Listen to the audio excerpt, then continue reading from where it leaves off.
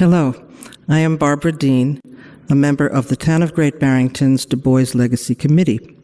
I'm so glad that this performance of Deeper Than the Skin is part of our commemoration of the 153rd birthday of Great Barrington's native son, W.E.B. Du Bois. And here I must thank the Mahaiwe Theater for the use of their platform, for their generosity and support. I wish that this performance could be live on the Mahaiwe stage, and maybe someday it will be. I have seen Deeper Than the Skin, created and performed by Reggie Harris and Greg Greenway, many times. I can't even remember how many times. Both live performances pre-pandemic and numerous times online during the pandemic. Its effect on me has been profound, as witnessed by how many times I have felt the need to see it again. And I know I am far from alone in expressing what this presentation means to me. Person after person has spoken about how deeply affected they were after being in the audience, some speaking soon afterwards in the question and answer period at the end of the presentation, and many writing reviews and responses, some of which you can read on the Deeper Than the Skin website.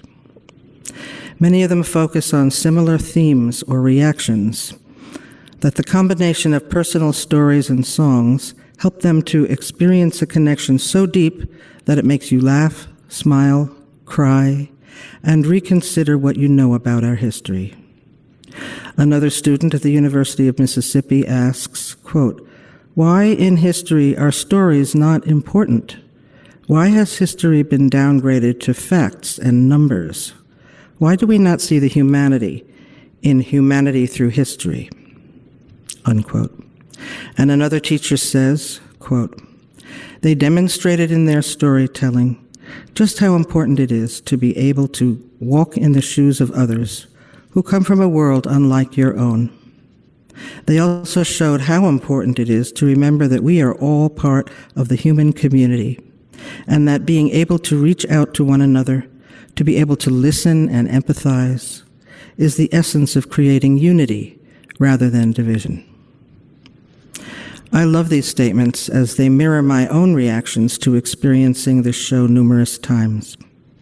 Hearing these two performers' stories about where they came from and what shaped them, realizing how different those stories are from my own, yet not finding it difficult to empathize, understand, and learn from these stories, only cemented my firm belief in the essential oneness of the human experience that underlines all the differences that we experience superficially, including those of race. I have also known both of these gentlemen for decades as great musical performers and singer-songwriters, whose songs I love and sing along with whenever I can. Their songs, both in this show and as part of their larger repertoire, also demonstrate deeper truths about the human experience, very often dealing with civil rights, justice, struggle, love, freedom, or the lack thereof, both tragedy and triumph, human rights. So it was no surprise to me that they would come up with a presentation so timely, so relevant, so profound, so beautiful in its execution, one that invites the audience in as participants, not just spectators, because all of our experience is relevant and relatable. Dr. Du Bois spent the better part of his long life as a strong proponent of the lives and importance of people of African descent, largely in the United States, as that was the country of his origin, but also around the world.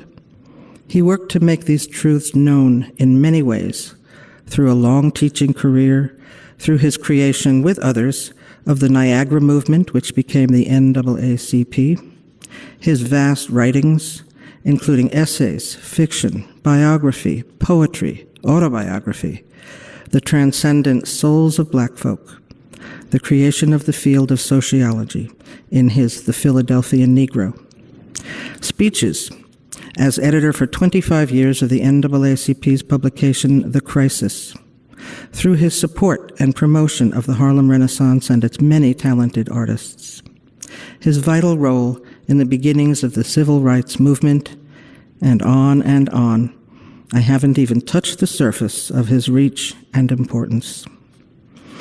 He was very aware of the importance of cultural and artistic endeavors, especially those of African Americans, which often were overlooked in the larger society, and how much the endeavors had to teach and to offer. Which again brings me to the relationship and relevance of Deeper Than the Skin to the life of Dr. W.E.B. Du Bois. Through the masterful use and weaving together of songs and stories, Reggie and Greg strive to demonstrate how the creative arts can be used in the service of bringing the ideals of justice, equality, and human rights to the society at large, as did Dr. Du Bois.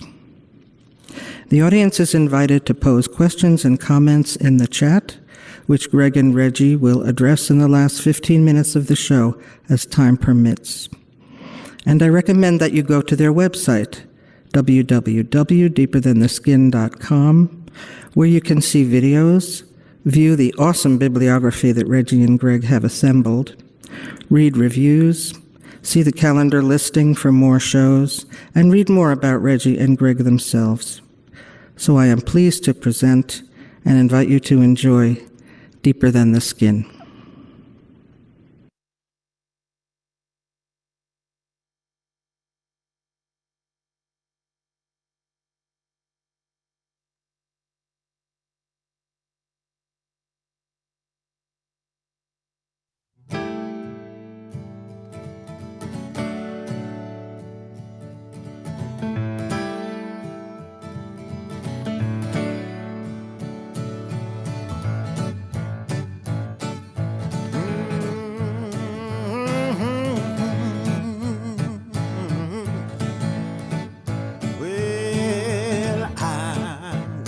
At the welcome table, I'm gonna sit at the welcome table one of these days. Hallelujah, I'm gonna sit at the welcome table. I'm gonna sit at the welcome table one of these days. There will be food for all at the welcome table. Food for all at the welcome table one of these days. Hallelujah. Food for all at the welcome table. Food for all at the welcome table one of these days. We're gonna sit and eat together.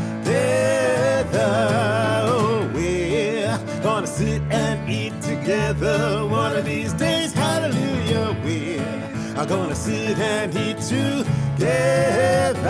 We're gonna sit and eat together one of these days.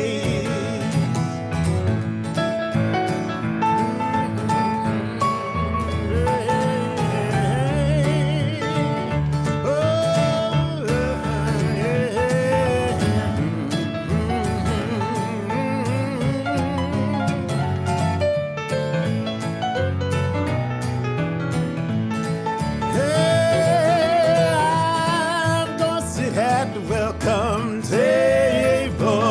Now I'm gonna sit at the welcome table one of these days. Hallelujah. I'm gonna sit at the welcome table. I'm gonna sit at the welcome table one of these days. Oh, I'm gonna sit at the welcome table one of these days. I'm gonna sit at the welcome table one of these days.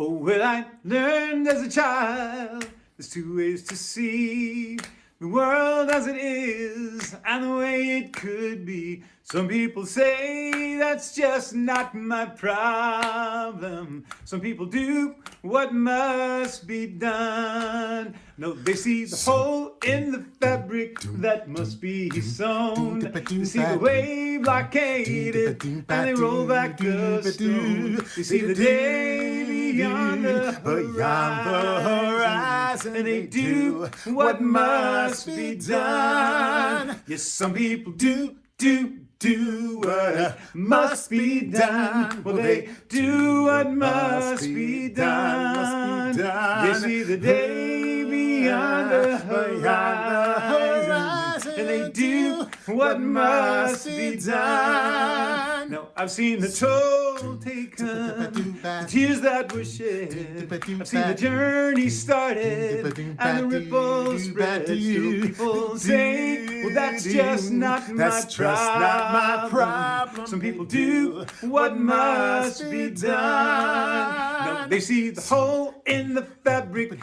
that must be sewn. They see the way blockaded, and they roll back the stone. They see the day beyond the horizon, and they do what must be done. Yes, some people do what must be done. Well, they do what must be done. They see the day beyond the horizon, and they do what must be done. Yes, some people do what must be done. They do what must be done. They see the day beyond the horizon, and they do what must be done. They see the day beyond the horizon, and they do what must be done. They see the day beyond the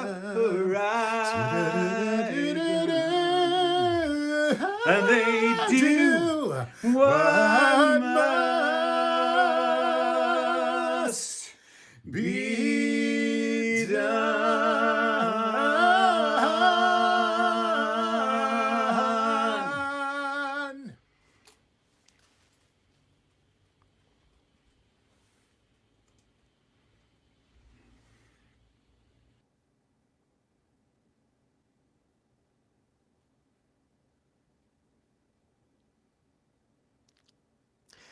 Well, greetings, one and all. And thank you so much for joining us today here on the virtual Mahaiwe stage. And we are so thrilled to be part of this celebration. And we are indeed doing what must be done. I'm Reggie Harris, and I'm here with my friend and brother Greg Greenway today to share with you a presentation that we came up with after 35 plus years of friendship, 35 plus years of connecting with each other and telling each other our stories and listening. And after a long journey together, we decided that we needed to reach out to the world, that our stories perhaps had something to add into the conversation that our world and certainly our nation needs to have. So thank you for joining us today. We are so happy to be here.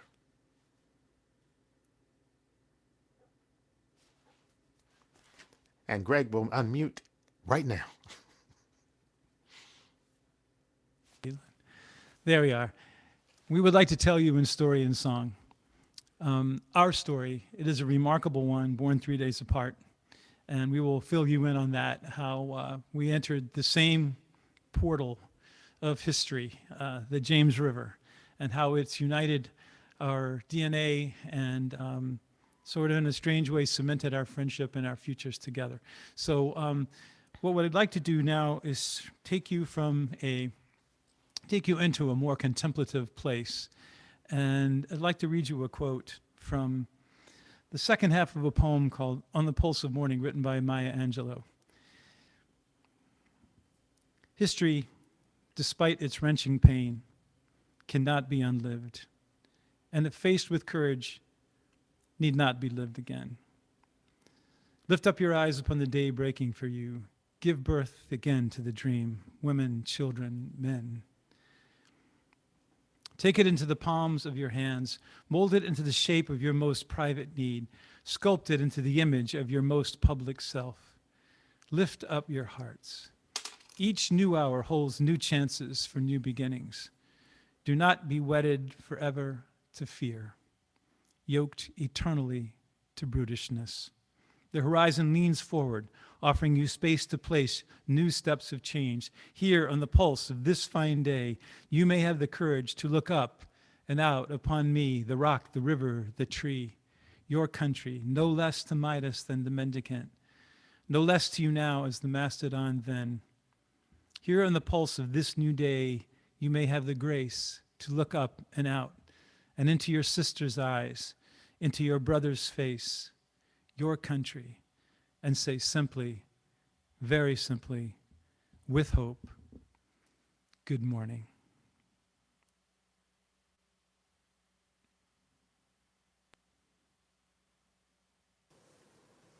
Oh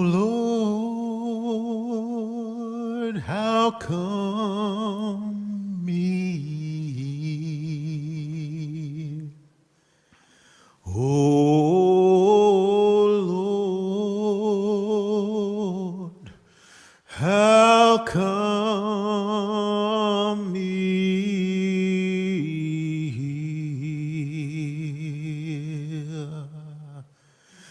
Oh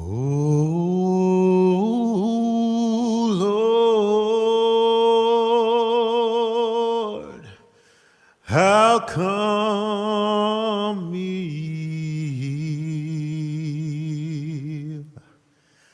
I wish I never been born.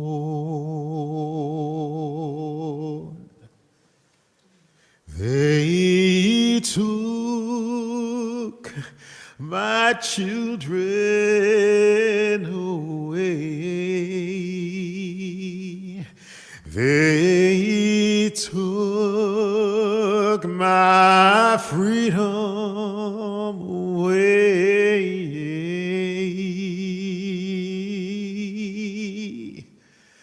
Oh, they took my children away. Now I wish I never been born.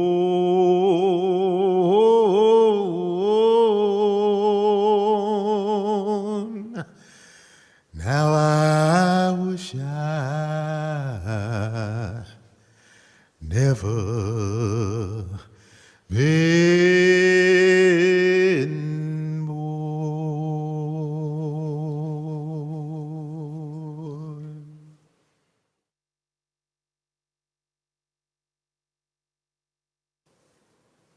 Oh.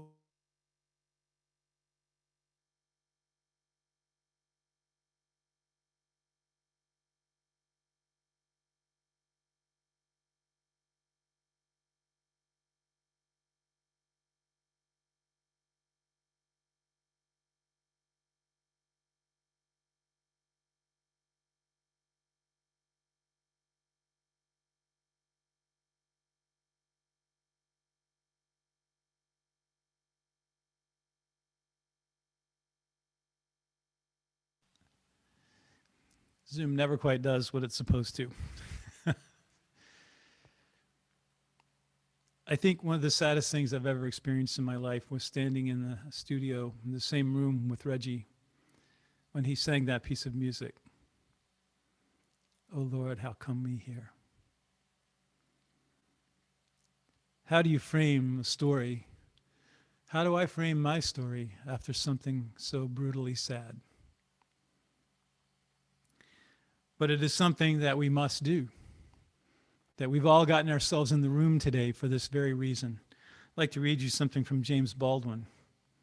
History is not the past, it's the present. We carry our history with us. We are our history. If we pretend otherwise, we are literally criminals.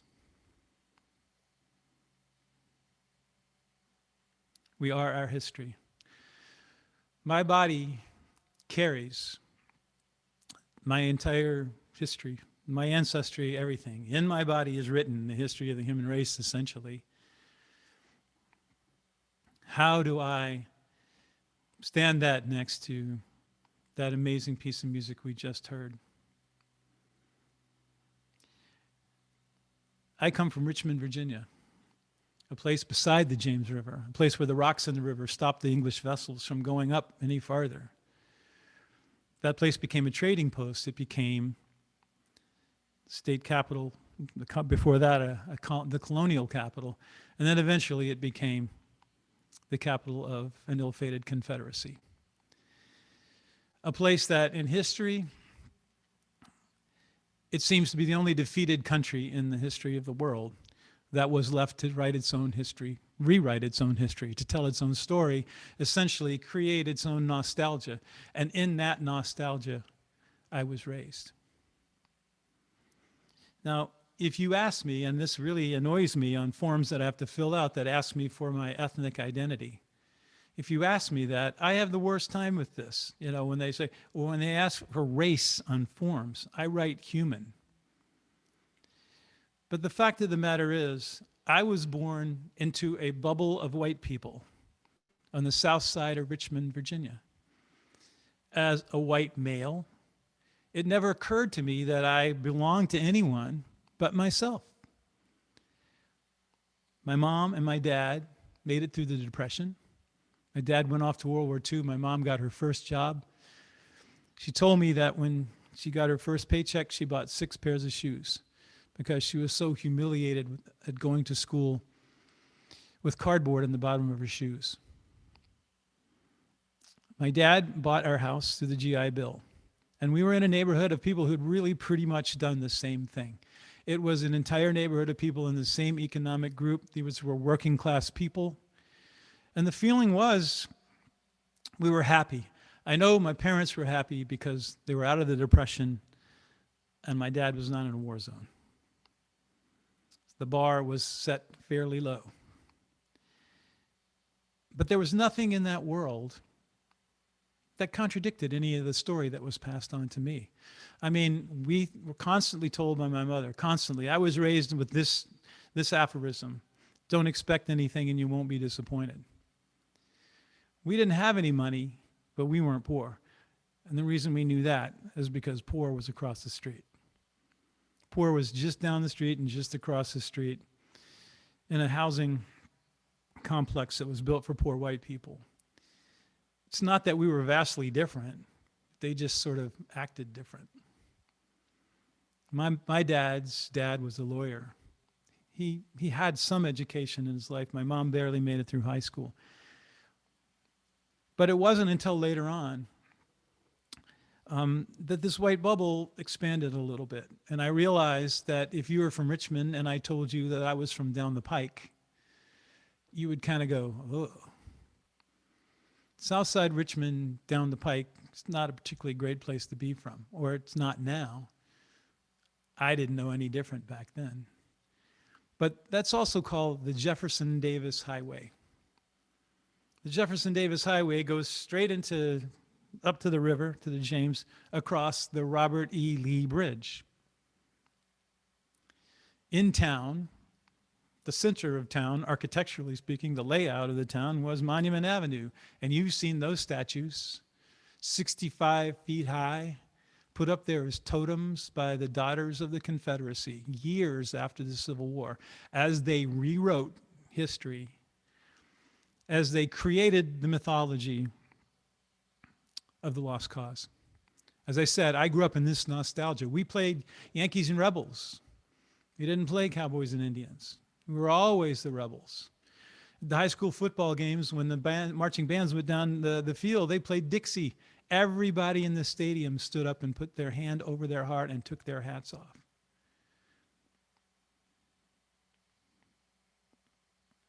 As my experience expanded and I left the neighborhood driving up that highway, there were tobacco barns all along the side. Philip Morris had curing barns. You could smell tobacco in the air. There were signs there saying, "Impeach Earl Warren." I don't know if that means anything to you. It didn't to me at all. I think I even remember asking my mother who was Earl Warren, and she didn't know. It wasn't until later that I found out that Earl Warren was the Chief Supreme Court Justice that brought us Brown versus Board of Education.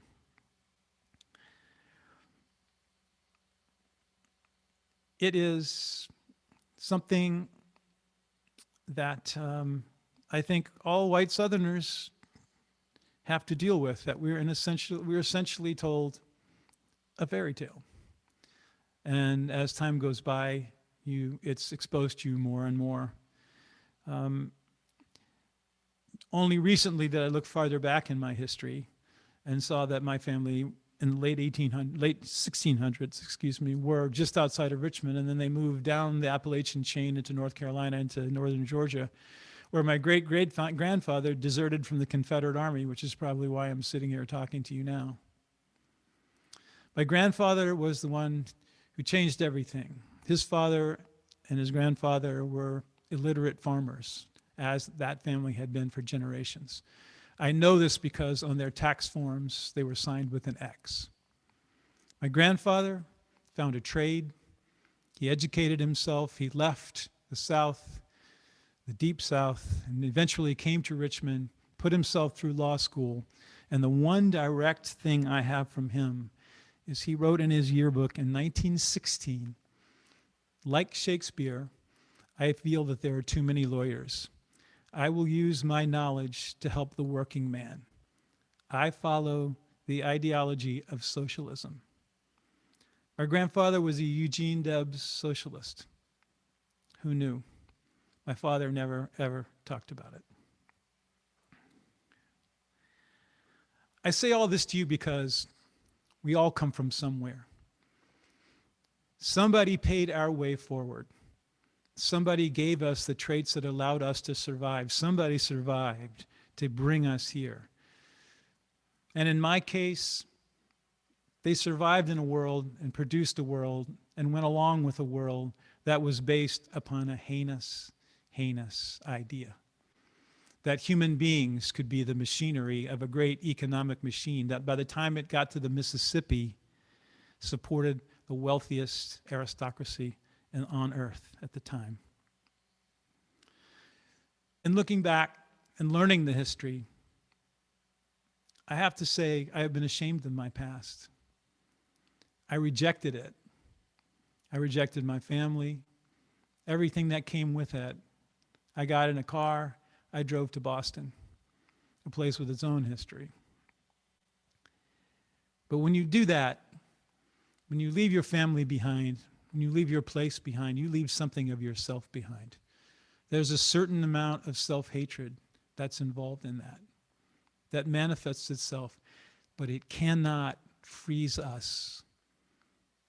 We have to look at what good we were given and use that to do what my grandfather did, and I feel it is my job to change the narrative just like he did. And this is what's presented to me, and I'm here to change the narrative. I wrote a song where I looked in the mirror and basically said, I wash my hands of you. But you know, the song later on keeps telling me that I keep seeing myself in the mirror. I keep seeing my ancestors. I am who I am. And it's like Maya Angelou's grandmother gave her this advice. Do the best you can until you know better. When you know better, do better.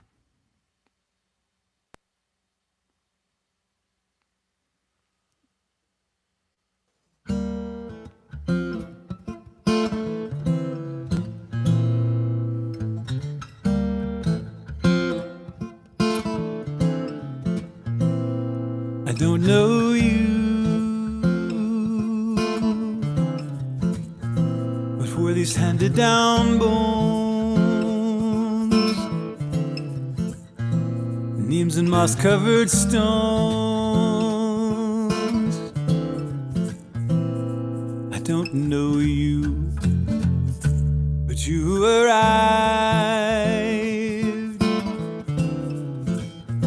and what you did to survive. You left awake so wide. You handed this to me.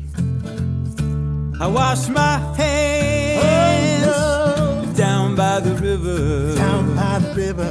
I washed my hands wash my hands. But you keep staring back from the mirror. From the mirror, Remind me again of the skin I'm in. You couldn't know me, the possibility that I might live and breathe to carry on your name, my ungrateful crime is pointing fingers through time. Did you just toe the line? Build a world of chains. I wash my hands down by the river. down by the river.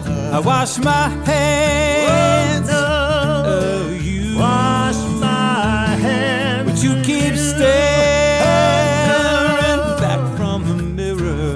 From the mirror, Remind me again of the skin I'm in. Now what's the matter? Don't you like it? Don't you like being heard? Don't you like the first choice? Don't you like the last word? Don't you like that you don't have to know what this is about? Be deaf, dumb, and blind, get the benefit of the doubt. Walk through this world in a velvet cocoon that everybody else can see, except of course you, because you are everybody. Your true is true, that's what I handed to you. Oh, Lord, down by the river. down by the river. Oh, I wash my hands. somebody's talking back from the mirror. From the mirror, Remind me again of the skin I'm in. So here we are,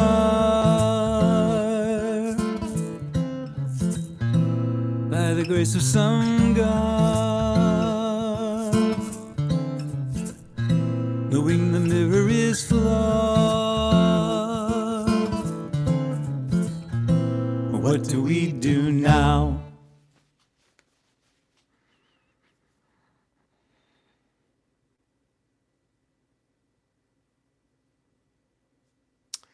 So here we are, knowing the mirror is flawed. What do we do now?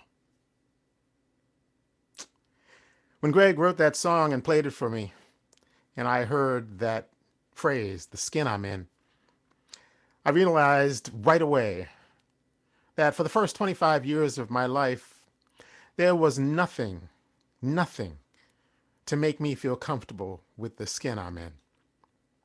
The messages came early, and they came frequently. They came every day in some way. I am a descendant of those who, as it has been said, came to this nation with no luggage. We did not come without history, culture, and tradition.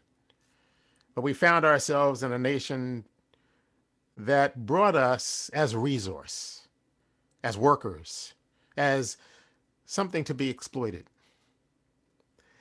And for years and years and years and years, that exploitation went on under the guise of a nation founded on the principles of freedom. My ancestors, my grandmother and grandfather, fled the South in the early 1900s, just like 6 million others who decided that the South no longer had any promise for them, and fled to the North, where life was going to be sweet, full of opportunity. They fled and they found that much was the same. It just looked different. They fled to Philadelphia, Pennsylvania, where I grew up.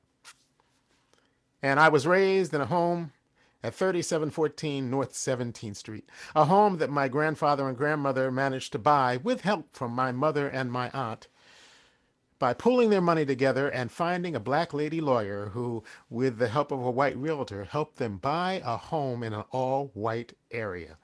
This was happening in America. This was happening in Philadelphia in the North. Black folks trying to make their lives better. It was from that home that my mother took me to Temple University Hospital when I was about 7 or 8 years old.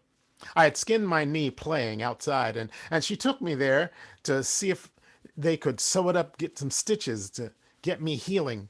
And as we entered the building, we passed by a big bulletin board that had pictures. She later told me they were pictures of the important people who ran the hospital, who were responsible for the doctors and the surgeons there, all pictured on a big board. There must have been 30, 40, I don't know, 50 pictures. And as I looked at it, the image that imprinted on me that I can still see as if it was yesterday. All white men. Maybe there were a few women, but all white men. That was a picture of importance in America. Everyone that I learned about in school, with the exception perhaps of Frederick Douglass and maybe George Washington Carver, was also a story of white men, the story of Europeans. Our story was not being told.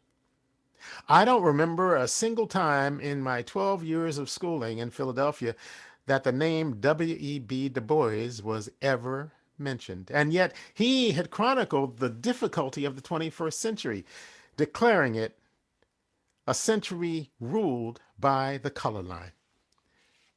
And he wrote this: "Between me and the other world there is an unasked question, unmasked by some through feelings of delicacy, by others through the difficulty of rightly framing it. All nonetheless flutter around it. They approach me in a half-hesitant sort of way, eye me curiously or compassionately, and then, instead of saying directly, 'How does it feel to be a problem?' they say, 'I know an excellent colored man in my town,' or 'Do not these Southern outrages make your blood boil?' At these I smile, or I am interested, or reduce the boiling to a simmer. The color of the problem is of the color line. And I very early on learned that having brown skin was not an asset. I found solace and I found support in my church, where my mother dragged me every opportunity. And I am so glad that she did.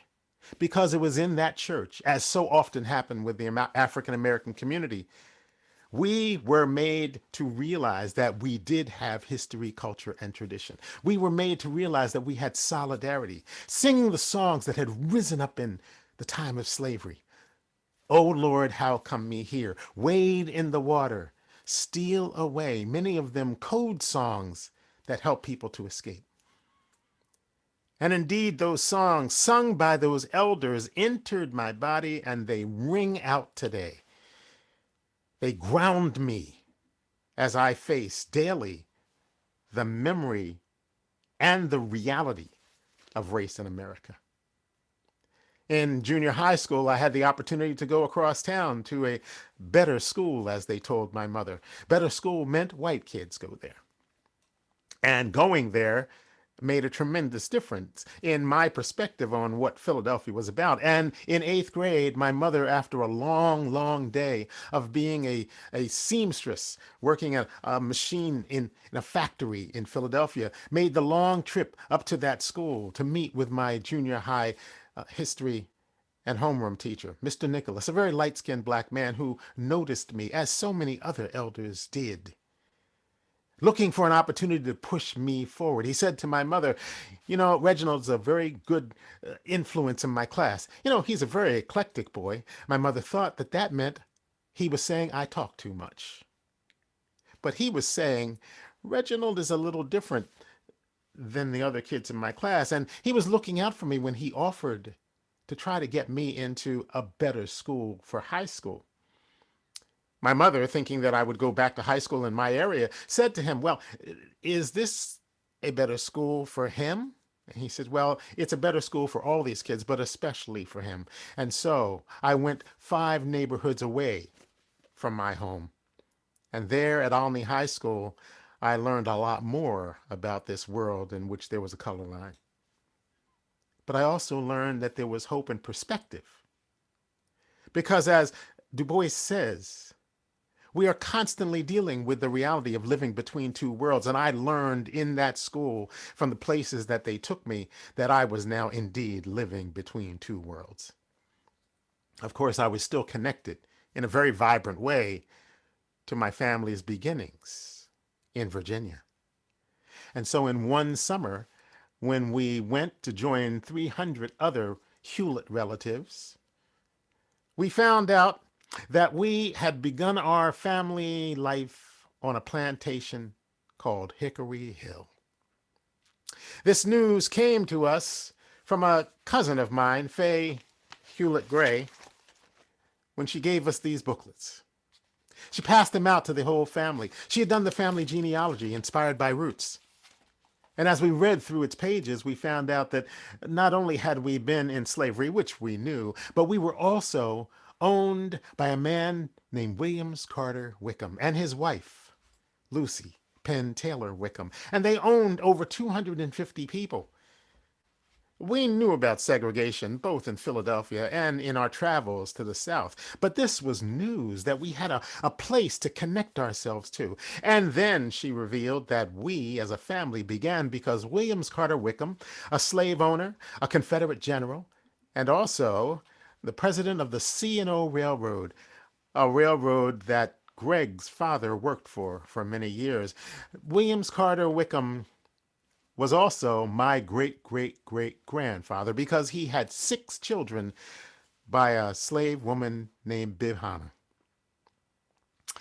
All of this information came with, well, it came with a dual purpose. Because now knowing where my family began, I was, unlike many African Americans in that time, overjoyed to know that we had a solid place of beginning. But I was also a bit overwhelmed by this connection to this family that also owned us. And I wasn't quite sure what to do with that information, because many African Americans have that dual nature of being both black and white. I carried that information around. I carried it around for years until the year 2010, when I was invited to come and teach a course at a music camp for adults, the Swananoa Gathering in North Carolina. And during that week, on that Wednesday, I decided to share that information on the spur of the moment with my class, as we sang the spirituals and talked about the difficulties of a complexity in America where much of our story is denied or completely obliterated.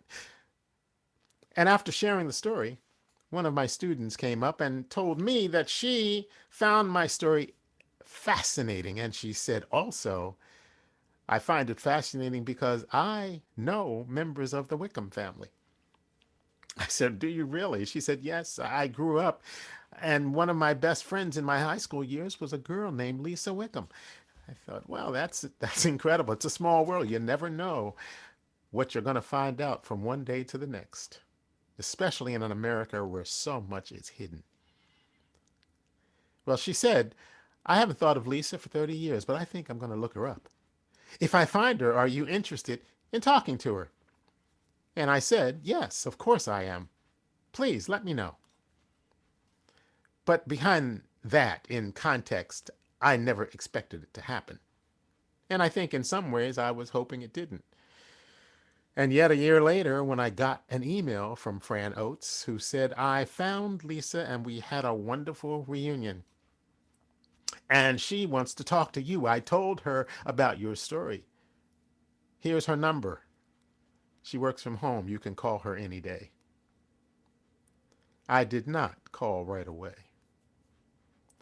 Black folks are used to the duality and complexity of living through the dangers and the issues of the color line. I didn't know whether I wanted to have that conversation. But after thinking about it for 2 or 3 weeks, I thought, this is a time to be brave. And so I made the call. I didn't know what to expect when Lisa picked up the phone and said, hi, But I just said, I'm Reggie Harris, and before I could say anything, she blurted out, "Where have you been?" It took me by surprise. I said, "Excuse me." She says, "Where have you been? You were supposed to call me 3 weeks ago." I was kind of stunned by the eagerness to have this conversation. I said, "Well, my life is kind of busy." She says, "How old are you?"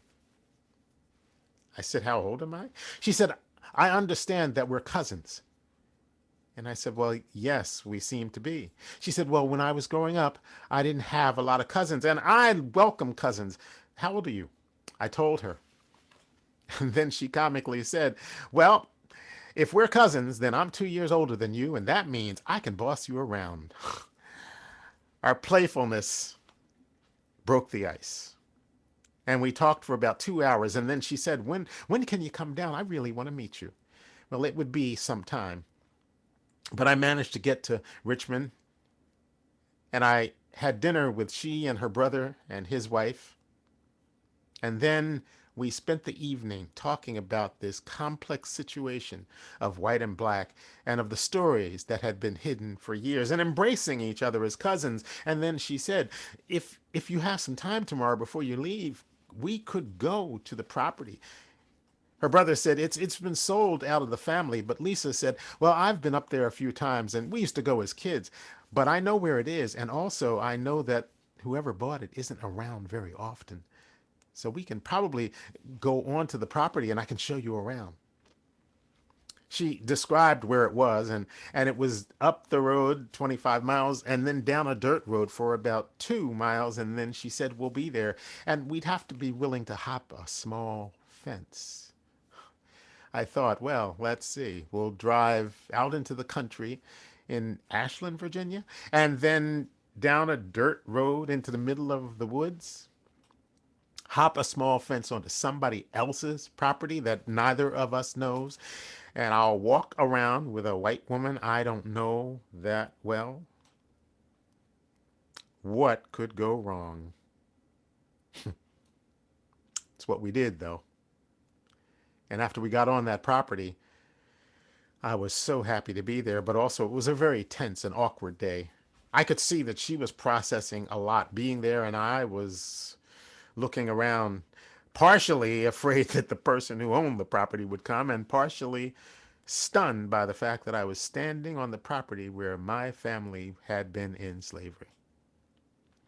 And we spent a lot of time on the porch of the house where both of our families had come together. And after some time of taking pictures and looking at this and that, we went back to our cars, and I thanked her and hugged her for bringing me to the property. Then she went south, I went north. I knew it wasn't over, but I could think of nothing else for 2 weeks. And I began to write phrases and thoughts down, so much so that I called her up again about 3 weeks later. And I said, "Lisa, I'm writing some thoughts that might become a song, but I know that I can't finish it until I know what you were thinking on that day when from time to time our eyes would meet." She said, I know. I've been thinking about nothing else." And we talked for another hour and a half about that transformational day for us both and for others in our family. It was our day at Hickory Hill.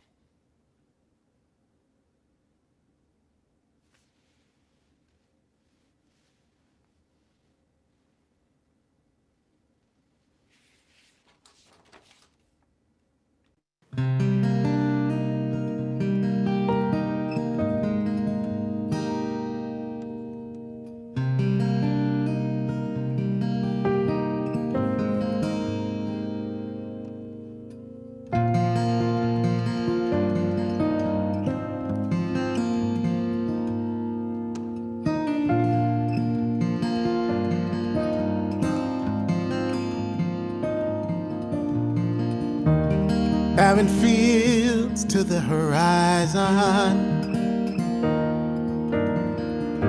the ghosts of autumn catch the wind.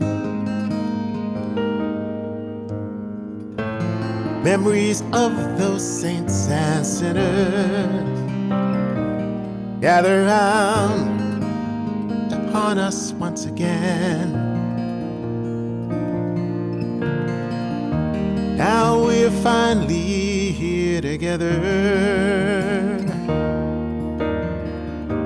standing silent face to face. Secret family undercover, born of shame, saved by hope and grace.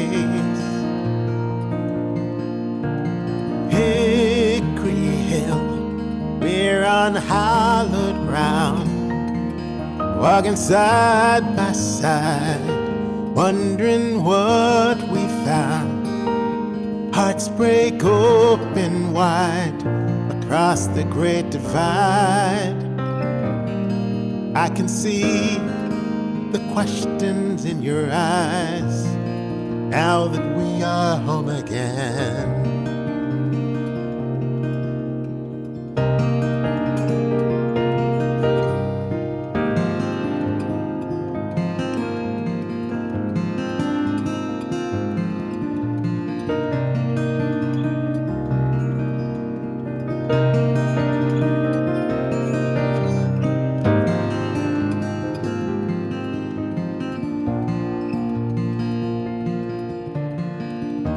They celebrate the grand illusion, and they write it up for all to see. But in that mystery of confusion, there lies a truth that might one day set us free. So now our stories come together across these fields of broken dreams, and the blood that binds us all together, oh, is indeed much thicker than it seems. Oh, Hickory Hill, we're on hallowed ground, walking side by side, wondering what we found. Hearts break open wide across the great divide, and you see the questions in my eyes now that we are home again.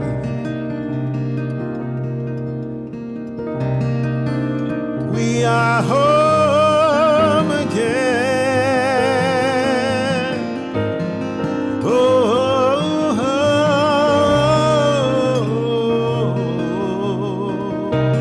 oh, oh.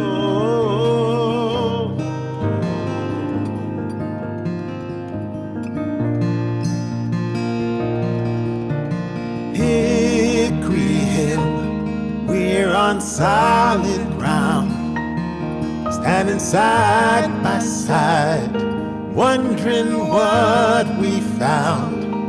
Hearts break open wide across the great divide. Can you hear those demons as they die, now that we are home again?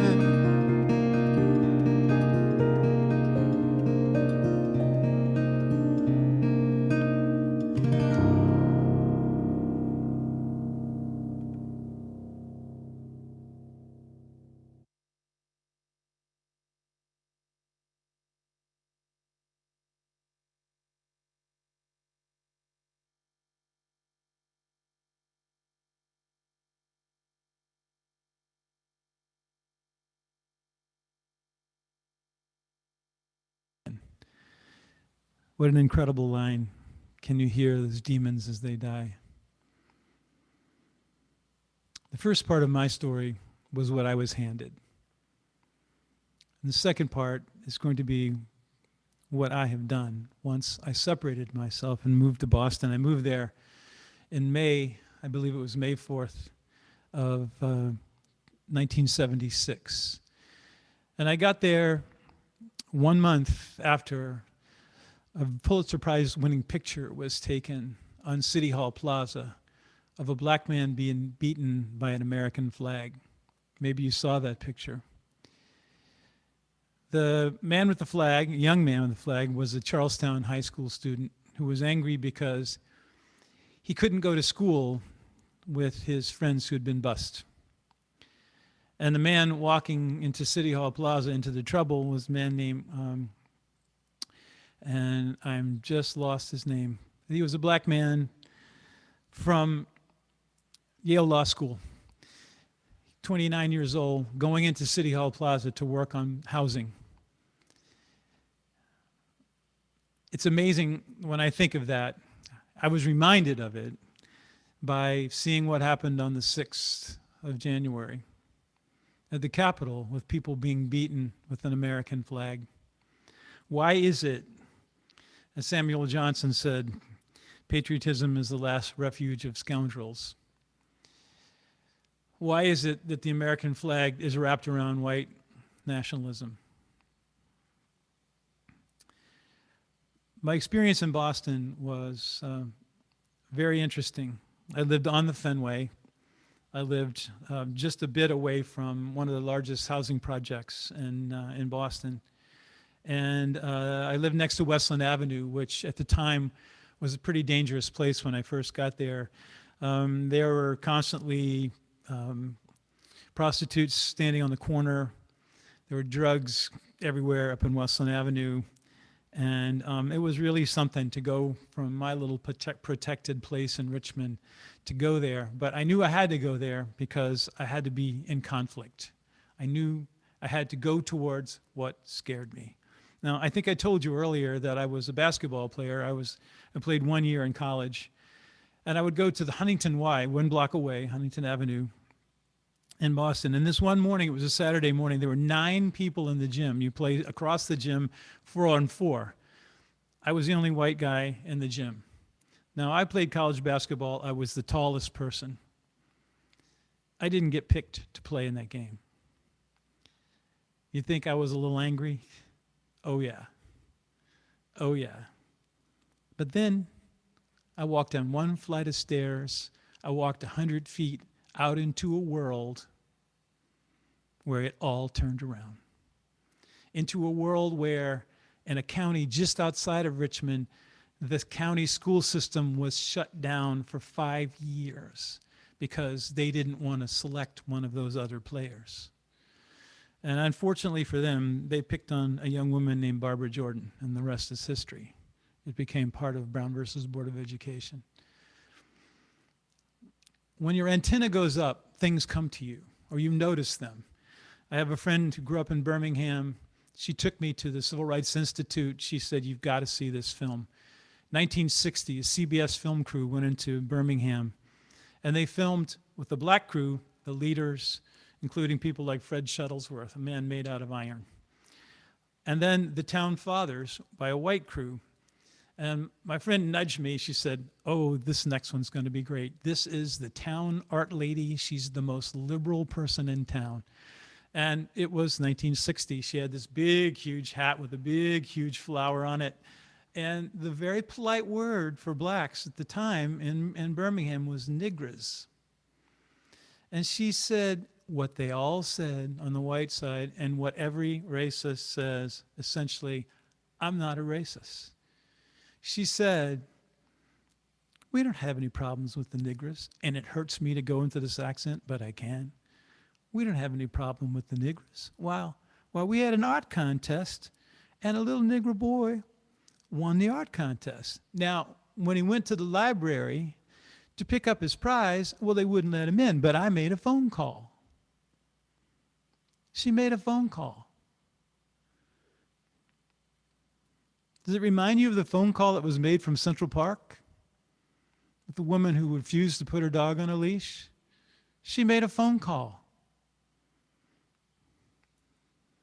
A long time ago, in that apartment in Boston, I made a phone call on a white rotary phone. That's how long ago that was. I called up Reggie. I didn't expect to get him. It was like 11 in the morning. I expected to get his answering machine. Remember them? I had had an epiphany. At the time, I had very long hair, and I said to him, Reg, I realized that I could cut my hair, I could put on a suit, and I could just disappear into some job in downtown Boston, and I could leave all of this behind. No one would ever talk to me about race. And I said, I can't imagine what it must feel like to be judged by your most superficial characteristic every second of every day. And without a nanosecond of hesitation, Reggie said, you have no idea. And I don't. I can't. It's impossible for me to understand because, like the Huntington Y, I can go downstairs, I can leave, I can go out into the street back in a world that's turned around.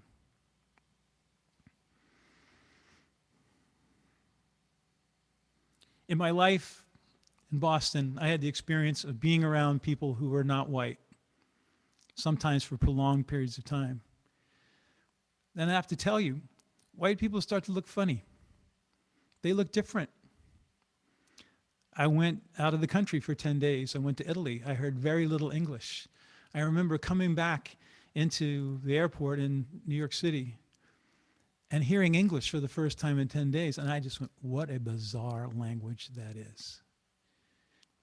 If you've never left your hometown, if you've never gone outside of your culture, if you've never studied a foreign language, you've never had your operating system exposed to you. That it is one of many, and it may not even be near the best.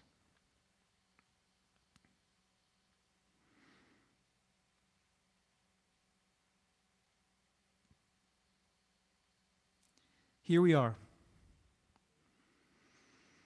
Here we are, in so many ways, by what we're handed, blinded. Blinded, literally, unable to see the face of other people. Unable to see their heroism, unable to see their courage. I don't want to play you a song. That's really probably the face that led me into this idea. It was a face that I saw in a picture of Rosa Parks. And I always had heard the same story that everybody hears, you know, that she just decided at that moment not to give up her seat on the bus. But the truth of the matter is that she was the second person selected to do that. But the first one backed out. They backed out because she had kind of a history. And Rosa Parks was just, she was, you know, just unsullied. And look at her. So the issue was the night before, her family begged her not to do it because of the reprisals on their family, possibly violent. But she had studied at Highlander School, passive resistance, and she did it. The courage that took, immense. And so I wrote this song for her on the New Year's Day after she had died, because the New York Times ran that same photograph on the day that they do that on New Year's Day of the people of significance in history who died that year. And this I wrote for Rosa Parks, and that day she would not be moved.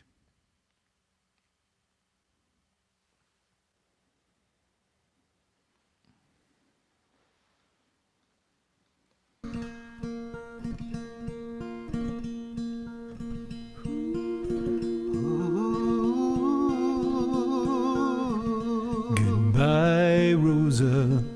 The year has changed. The one when you left us, the one you became, the ones who remember your name, and the day you would not be moved. How many tumblers fell into place? How many some days just had to wait? How many lifetimes waited away till the moment came down to you?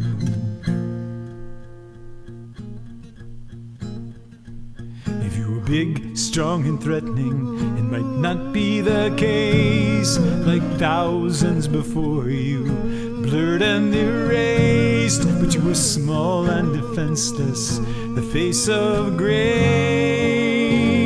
The moment it came down to you. I can't take no more, I won't take no more. I can't take no more, I won't take no more. I can't take no more, I won't take no more. Goodbye, Rosa, the year has changed. The one when you left us, the one you became, the ones who remember your name, and the day you would not be moved.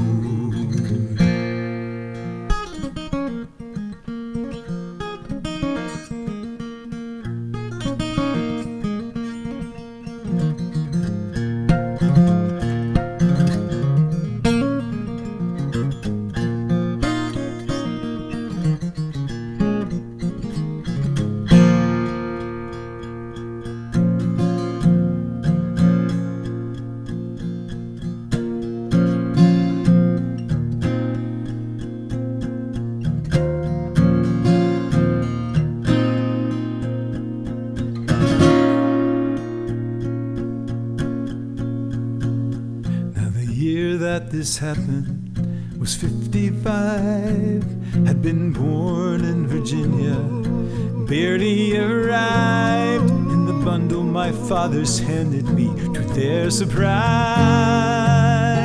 with ears to hear you. I can't take no more, I won't take no more. I can't take no more, I won't take no more. I can't take no more, I won't take no more. Goodbye, Rosa, the year has changed. The one when you left us, the one you became, the ones who remember your name, and the day you would not be moved. Goodbye.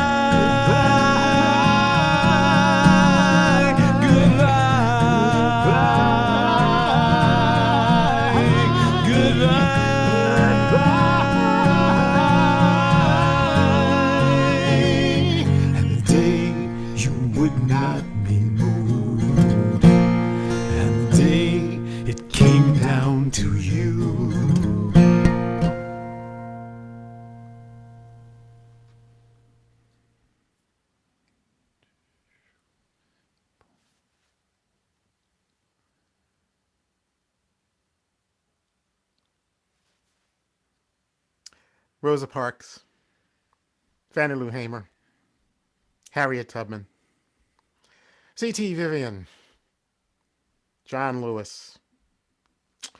These are many of the names that we know, the names of those that knew that it came down to them on a particular day. And as I talk to school groups around the country, as I talk to students and I tell them, you never ever know on what day in your life you are going to have an opportunity to make a difference in the world. We are all history makers. Most of the people who made a difference in the civil rights movement are people whose names we probably don't know, but they chose to stand up.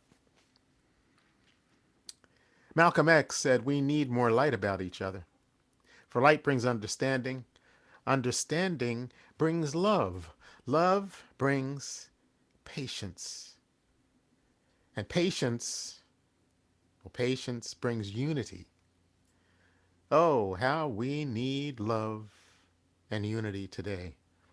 And yet there are those who are working just as hard as we might be, trying to bridge the gaps, to build community, to defeat our efforts.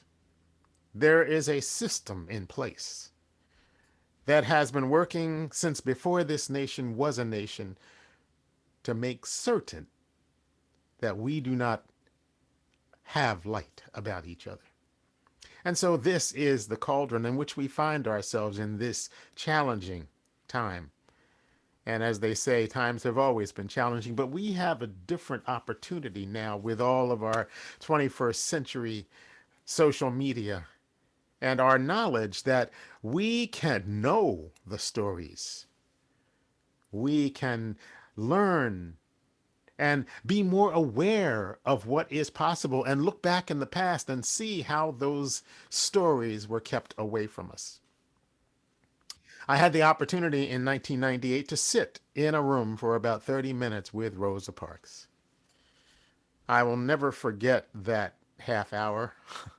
She was preparing herself to deliver a speech to the many who had gathered at Brooklyn College in New York to actually have a reunion from their days in 1964 at the Mississippi Freedom Summer Project. They gathered with great expectation and also great pain that day because there was a lot of bad feelings about how that project had ended. And people had come, still working, but still wounded. And Rosa was there to talk to them about their mission going forward. I remember sitting in that room and looking across and trying not to be that guy who engaged Rosa Parks for 30 minutes to allow her space. I had a brief conversation and then I looked across the room. I watched her as she sat and composed herself for the speech she was going to give. And in that moment, I thought to myself, how did this relatively small, seemingly frail woman command so much courage and power? Well, the answer is she was not frail. And she, of course, was older in the time when I met her, but she had the same spirit. That spirit that drove her to sit down when she was asked to stand up. And like her, so many others. Fannie Lou Hamer, who didn't even know until she was in her 40s that she had rights as a citizen and became one of the most fervent and fierce leaders of the civil rights movement. I look at them and I see the pathway to courage that has given me the opportunity and given Greg and I the opportunity to answer the question, what will you do? And this is the question that frames each of us now. We have an opportunity to, going forward, make a difference. And it might not be the big stage that Martin Luther King Jr. was on, or Harry Belafonte, or all those who we saw on TV and movies and who took the world stage. Martin Luther King making that I Have a Dream speech. That was not the only speech he made.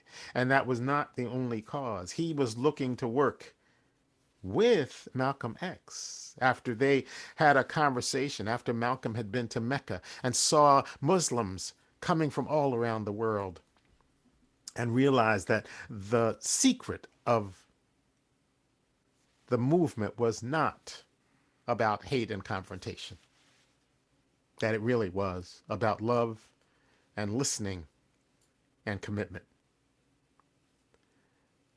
I found myself at a moment in 2016, after years and years of singing songs of the civil rights movement and writing songs that addressed the many issues that plague us still to this very minute, I found myself looking at a nation that had now committed itself to being led by someone who had no appreciation for freedom, for justice, for collaboration, for battling the systematic racism that has plagued us for hundreds of years. I found myself wondering what my voice could say. And I was sitting on a beach that day. I had been given 6 weeks to come and work as an artist in Florida at a place called the Hermitage Retreat for Artists. And I sat there on that beach, enraged and frustrated. I thought, what do I have to say in this time when so much of our nation is centering itself on division and hate? And in that moment, I thought of those people I mentioned, and I thought of my mother. I thought of Pete Seeger. I thought of all of those elders in my church who said, ain't gonna let nobody turn me around. Gonna keep on walking, keep on talking, marching up to freedom land. And in that moment, I thought, yes, I have in my body the strength and the messages that those people have passed to me.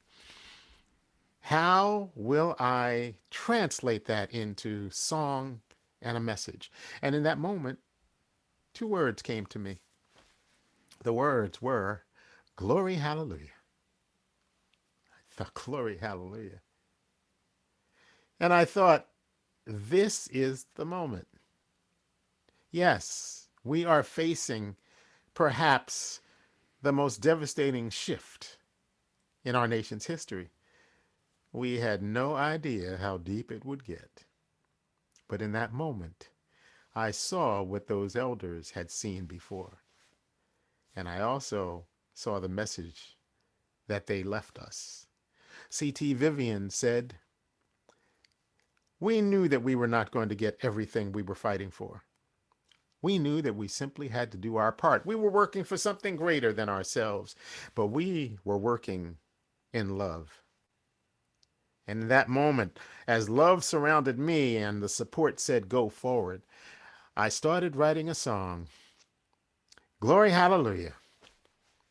I'm ready to go.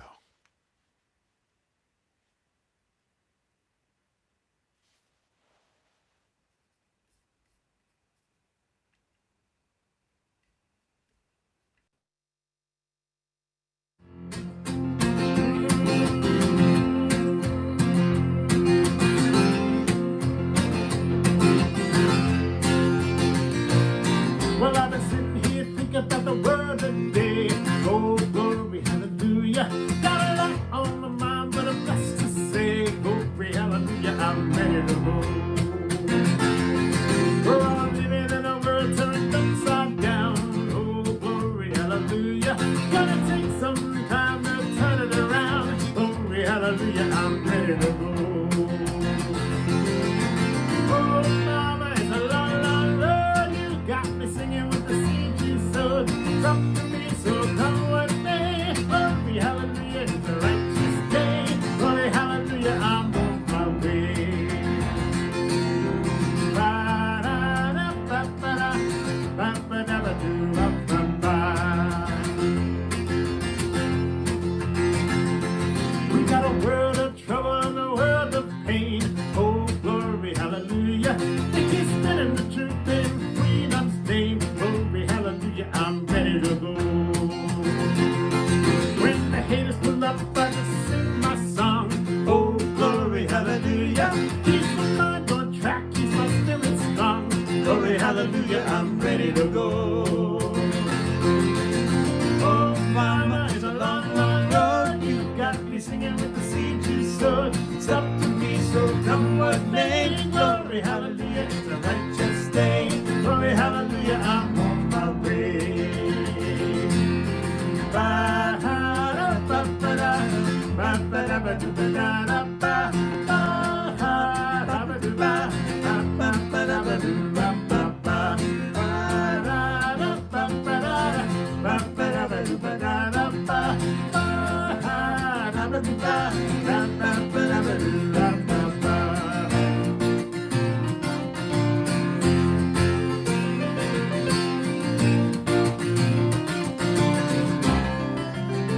Well, I know I can't do this all by myself. Oh, glory, hallelujah. It's a long, hard journey, gonna need some help. Glory, hallelujah, I'm ready to go. Well, I'm sitting here thinking about the word today. Oh, glory, hallelujah. Got friends by my side, and I'm blessed to say, glory, hallelujah, I'm ready to go. Oh, mama, it's a long, long road. You got me singing with the seed you sowed. It's up to me, so come what may. Glory, hallelujah, it's a righteous day. Glory, hallelujah, I'm on my way. Glory,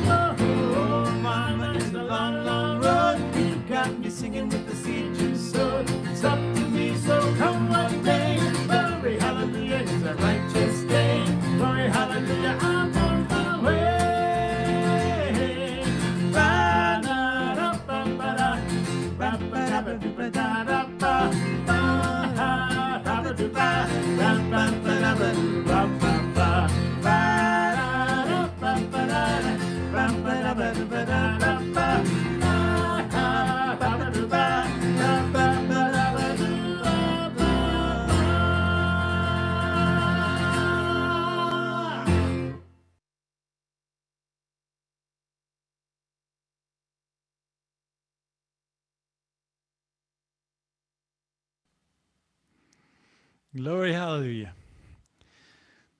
Well, we're going to go to a Q&A session after this next song, our last song. And we would like for you to put those questions, if you would, in the chat, and we will monitor them as best we can. Before we go, we would like to thank everyone for making this possible. First of all, we want to thank, well, we don't have to thank people now. We can thank them in the Q&A thing. Before we play this last song, it's called Mighty Long Way. It was written for John Lewis. I had a friend who met John Lewis in his office in the Capitol building. And Nancy Pelosi had given him the office that looks straight down the mall to the Lincoln Memorial. Because as a young man in Troy, Alabama, he heard on the radio Martin Luther King speak. He became the head of SNCC. And then he was one of those speakers on the dais in August of 1963, before I Have a Dream. So it must have been an amazing thing for him to look down that mall. I know he must have said to himself, it's a mighty long way from there to here. So it's metaphorical because it's a mighty long way we've come, but it's a mighty long way we still have to go. A mighty long way.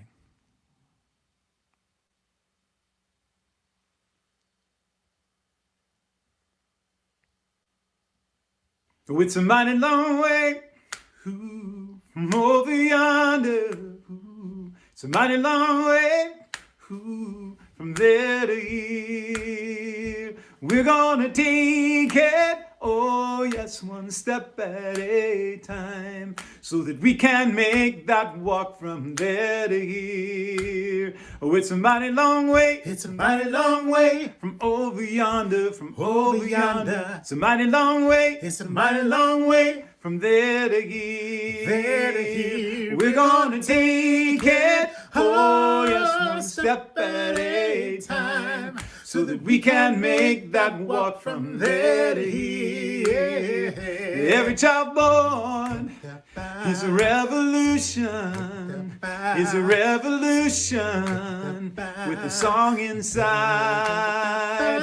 Some won't hear it, oh, some hear nothing else. You'll sing night and day just to keep that song alive. Oh, it's a mighty long way, it's a mighty long way from over yonder, from over yonder. It's a mighty long way, it's a mighty long way from there to here, there to here. We're gonna take it, oh yes, one step at a time, so that we can make that walk from there to here. One more time. It's a mighty long way, it's a mighty long way from over yonder, from over yonder. It's a mighty long way, it's a mighty long way from there to here, there to here. We're gonna take it, oh yes, one step at a time, so that we can make that walk from there to here. Now when you got a dream, you got to stand up and shout it loud and clear. What's that I'm hearing? It's the voice of the people singing that we will make that walk from there to here. Everybody, oh, it's a mighty long way, it's a mighty long way from over yonder, from over yonder. It's a mighty long way, it's a mighty long way from there to here, there to here. We're gonna take it, oh yes, one step at a time, so that we can make that walk from there to here. One last time. It's a mighty long way, it's a mighty long way from over yonder, from over yonder. It's a mighty long way, it's a mighty long way from there to here, there to here. We're gonna take it, oh yes, one step at a time, so that we can make that walk from there to here, so that we can make that walk from there to here, so that we can make that walk from there to here.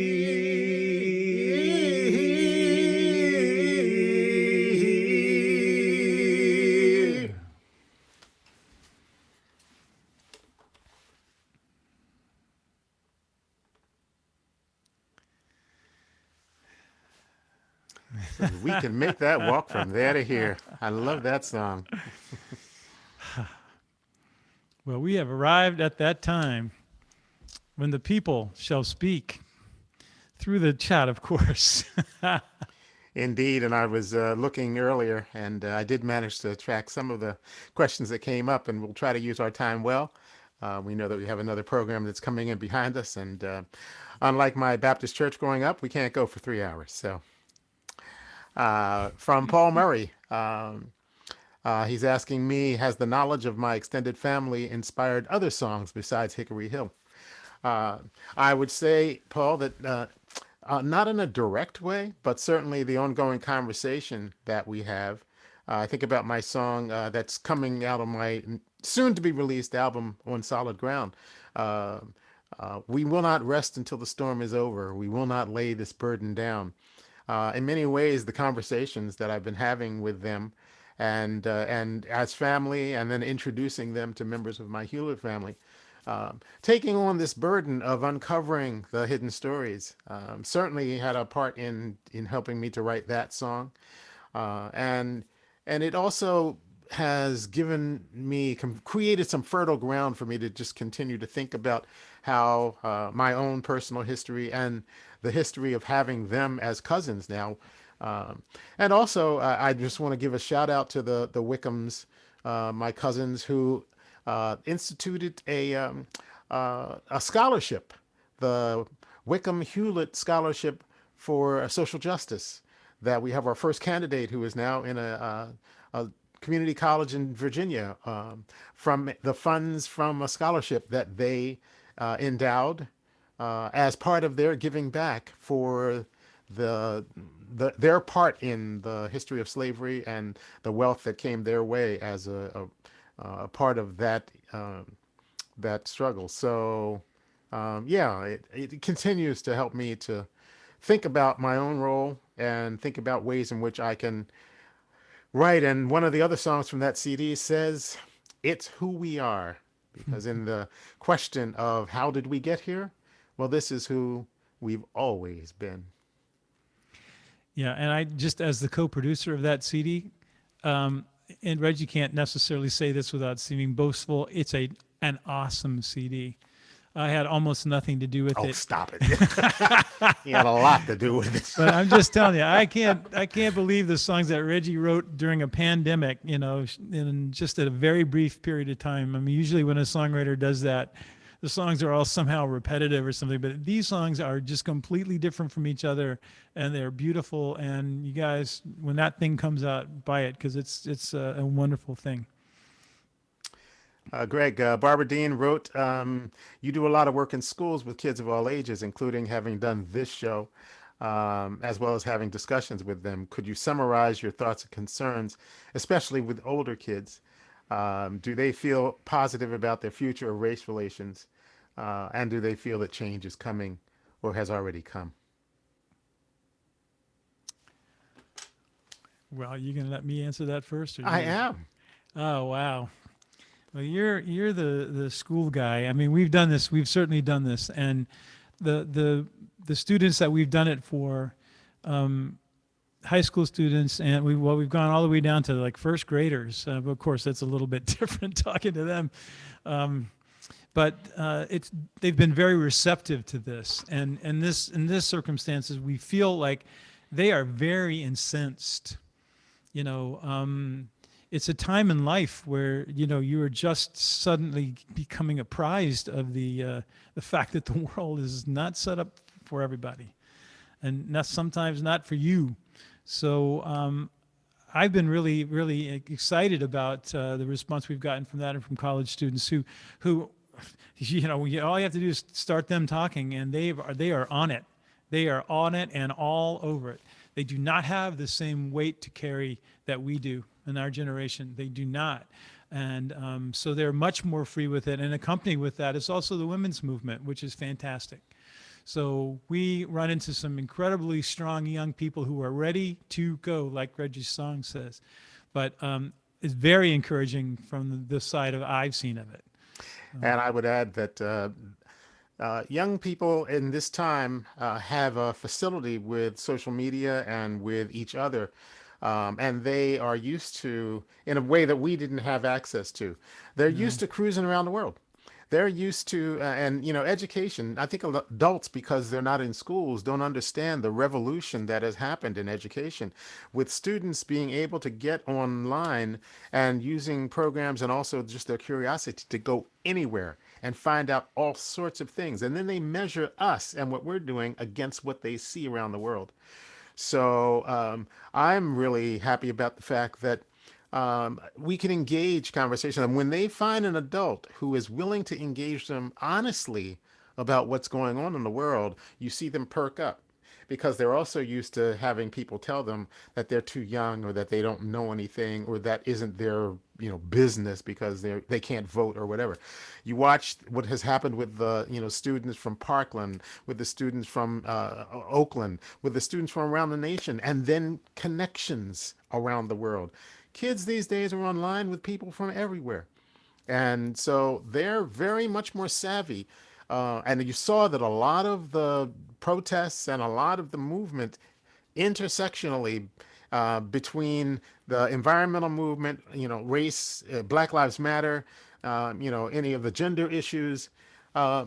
These kids understand, and they are dealing in their lives already with these intersectional issues. So if we want to continue to think that they're not on this, it is at our own peril. Yeah, yeah, yeah. There's a very long thing, and this is sort of a testimonial, but I think it's sort of worth reading. And I just wanted to. I don't know. This is actually to me directly, so maybe I should not read all of that out. But it's about family being from the South and then going north and being called Yankees, etc. All right, let's see. People are saying nice things. Oh yeah, and somebody at the bottom says, I think there's a GoFundMe for this CD. Is that correct, Reg? For mine? Yes. Oh, yes, there is. Actually, it's not a GoFundMe, but it's it's a website. You can go to my website, reggieharrismusic.com, and just click on the one that talks about the new CD all the way to the right, and it'll take you to an I Did It campaign that is up. It's with the from the Heart Foundation. And yes, I'm raising money. I need partners to help me get the CD out. So you just click on my website and check out new CD, and it'll give you all the options to pre-buy it or to help contribute in other ways. We have a message from Jean that says, did my cousin know about the connection to the plantation and that there were slave owners in their history? Yes. Well, she knew that that the family owned slaves, even though she said her grandfather denied it every opportunity. But they knew that that was an untrue story. And she and her sister Wallace and her brother George were constantly sort of trying to get at the truth of the story. And also their father was also a lawyer, and he was one of the lawyers who defended the state of Virginia before the Supreme Court, trying to keep segregation in place, and they were very upset about that. Did they know that there were small children? That there were small children as a result of rapes. One of the things that Lisa said to me in one of the programs that we did together was that she was probably even more disturbed by the fact that our relative Williams Carter Wickham had violated a woman, and had also violated two women, because he was actually married to Lucy. So she said his treatment and dismissal of his accountability as a man brought her great pain, and continues to do so. So. Rhonda, a while back, got this question, in which this one I can answer. Where do you live? Got that. And how did you meet each other? Well, I, amazingly enough, live in Ashland, Virginia, about, 6 or 7 miles away from Hickory Hill Plantation. And Reg lives in upstate New York. I'll give him in a minute to tell you all about him. And how we met was at a Phil Oakes song night. You guys know who Phil Oakes is, I imagine. Probably. Some people don't. Some people wouldn't. He's a songwriter, very political songwriter and personality, particularly anti-Vietnam personality in the 60s and 70s. And his star was sort of rising at the same time that Dylan's was in the Village. And it's a very long story, but Dylan sort of dropped his politics and picked up an electric and became Dylan. And when the war went away, so did Phil's audience. So that's just the way it worked. But so many people love Phil's music, and his sister lives right across. Well, sold Reggie his property, right, your house. Yeah. And Sunny Oaks, who we love dearly, she takes us around on these Phil Oakes song nights, which we do all over the country. And that one happened to be in New York City in Greenwich Village at the Village Gate, at the very famous Village Gate. And fortunately for us, Phil writes very long songs. So people performed, and we had plenty of time in the green room to talk and find out who we were. So we started talking, and the way Reg normally says it is we probably talked about sports first. Of course we did. Yeah. But it wasn't long before we started talking about race. And that's how this whole conversation began. And particularly the Phil Oakes song nights would keep us in sort of an orbit around each other in some way until in 2016, I believe it was, when we took a trip to New Orleans to take a workshop called Undoing Racism. And we also gave the sort of prototype of this to the UU Church down in New Orleans. And we also went to the Whitney Plantation and Slavery Museum. And some of those pictures that Reg took of those statues of the young black people were pictures of the statues of 40 young people who were present on the plantation at the time of emancipation. So we undertook at that point to do Deeper Than the Skin. And this just keeps unfolding. We keep changing it, because the more that we learn and more we bring into it, the more we bring to you. I want to give a shout out to Diana McPherson for dropping our information into the chat about our CDs and the connections. I'm looking at one from Kenneth, who says, how and why did your friendship endure all these years? Well, it's no small feat. A lot of grace, I would say. And I passed Reggie the ball when we played. That's another story. But Greg and I do have a lot of interest in common. Obviously, I love his writing as a songwriter, and I've always loved his passion for writing about things that I feel that matter. I love the fact that as he travels around the world, that he was willing to bring up the issue of race and injustice without me being in the room, which so many white performers would not do if they thought it would be caustic to their career. This was a passion of his that he shared with me. And also it has endured because we open ourselves to conversations in which we listen. I have always appreciated the fact that we don't always agree. And over the course of years, we've had many things to share with each other, and some of them were hard. And we work through it. We listen to each other. I love the fact that Greg reads everything and wants to talk about it. And in our talk, well, I'm not, because, it's not as if because I'm an African American, I'm, an expert on this. I have had my own journey to learning and to dealing with my own internalized depression and dealing with walking through a world in which I am constantly feeling that I'm in danger, because a lot of the time I am. And knowing that on a particular day when this all rises to a fever pitch, Greg is one of those people I can call and say, I've had it, or I'm afraid, or, I just, I'm just about to explode, and I have a willing ear and a shoulder and someone who I know has my back. And that to me has been invaluable in this life. Yeah, and from my side of it, I know a lot of you know Reggie. Reggie has such an open heart, and he's been willing to see and to hear my heart. to hear my intent. I've said some pretty ignorant things over the years, and he's been kind enough to correct me in a way that I'm encouraged to continue to ask. I remember once early on, I said, I made the mistake of saying, "Oh, I don't see color." And Reggie just went, "No, no, no, no, no. Don't ever say that again. Of course you see color. Don't ever say that again." So, I mean, it's a marvelous thing to have a conduit like that Reggie's so forgiving and loving and free of himself, and he is a gift to me, and he's a gift to so many. And what I say usually is that he's a gift to me, and it's an incredible accomplishment for him to constantly be this open to everyone, to be this conduit to so many. And that is just got to be infinitely tiring, but something in it, man, you're the man for the job.